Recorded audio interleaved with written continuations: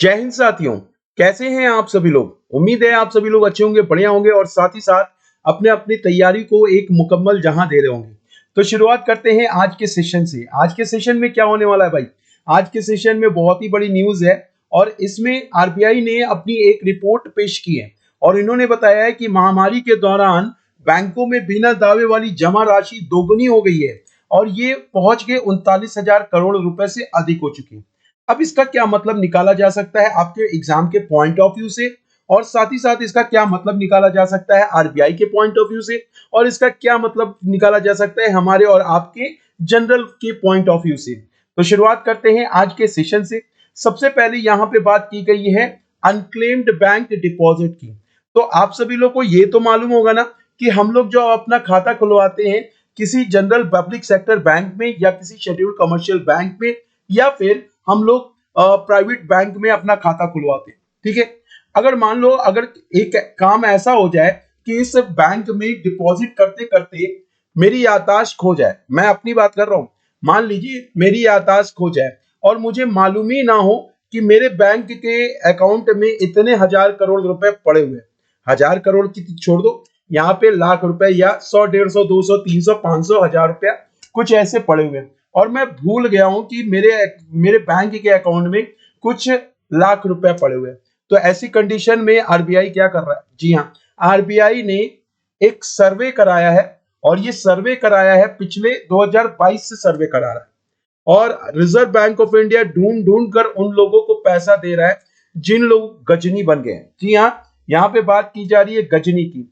RBI वाले चच्चा जो है ना ढूंढ ढूंढ कर अपन जैसे लोगों को पैसे वापस कर रही है। बात की जा रही है रिजर्व बैंक ऑफ इंडिया की।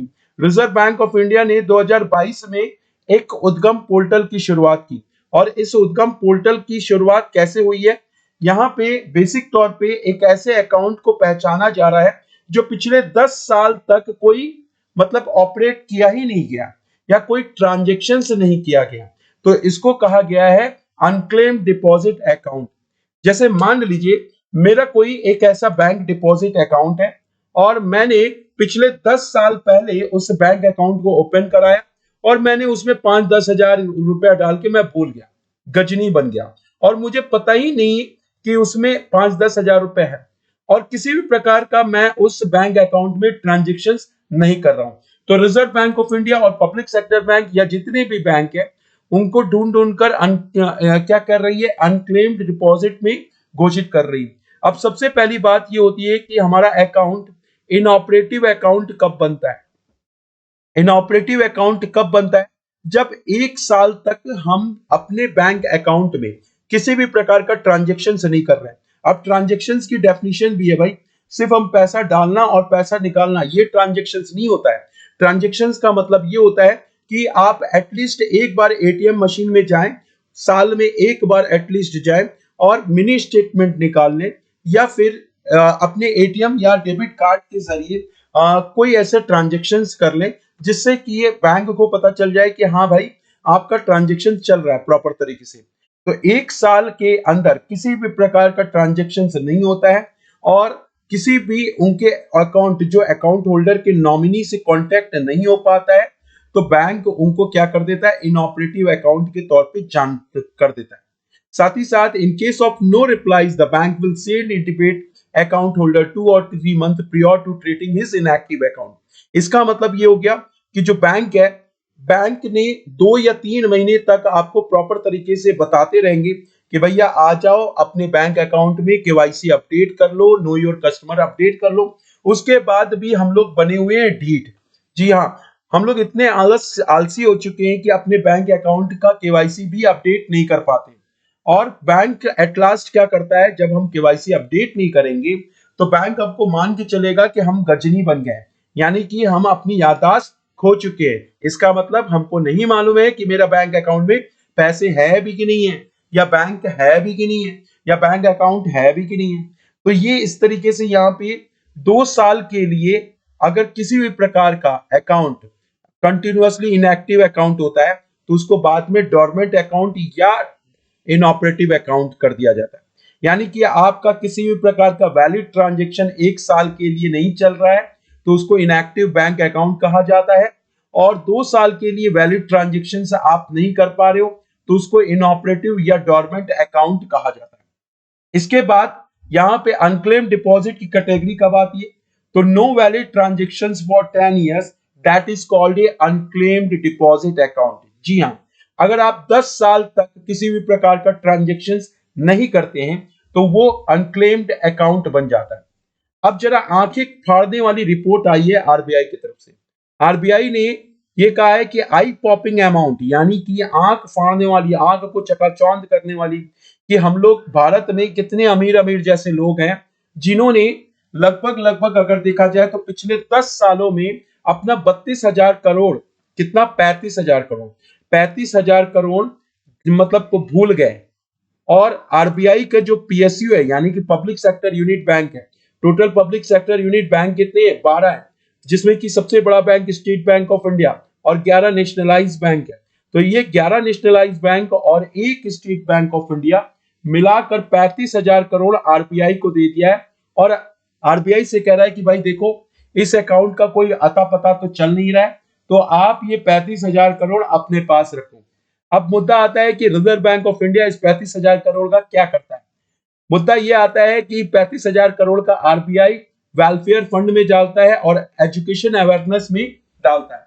इसके बाद यहाँ पे बात आती है अनक्लेम्ड डिपॉजिट्स की। तो पिछले 10 साल में किसी भी प्रकार का कोई ट्रांजेक्शन नहीं हो रहा है, और ऐसे कितने गजनी है, यहाँ पे 110 मिलियन अकाउंट है, यानी कि 110 मिलियन हो सकता है एक अकाउंट, यानी कि एक गजनी के बहुत सारे अकाउंट भी हो सकते। तो हम ये नहीं कह सकते ना कि यहाँ पे 1 करोड़ क्या कहते हैं 10 करोड़ के आसपास लोग हैं जिनका अकाउंट है।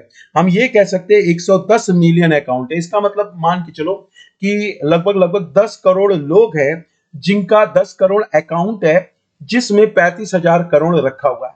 और इतने सारे बैंक अकाउंट, जैसे कि अगर आप यहाँ पे देखें, गजनी भैया यहाँ पे इतने कंफ्यूज हो चुके हैं कि इनके इतने सारे अकाउंट है, इतने सारे अकाउंट है, और जब इनको याद आ रहा है कि भाई मेरा अकाउंट भी है, तो इस अकाउंट के बेसिस पर ये क्या कर रहे हैं, ये इस अकाउंट के बेसिस पर पर्टिकुलर चीजें मतलब याद करने की कोशिश कर रहे हैं। ठीक है, तो state bank of India total 8,086 crore unclaim deposit है जो आरबीआई को जमा किया है।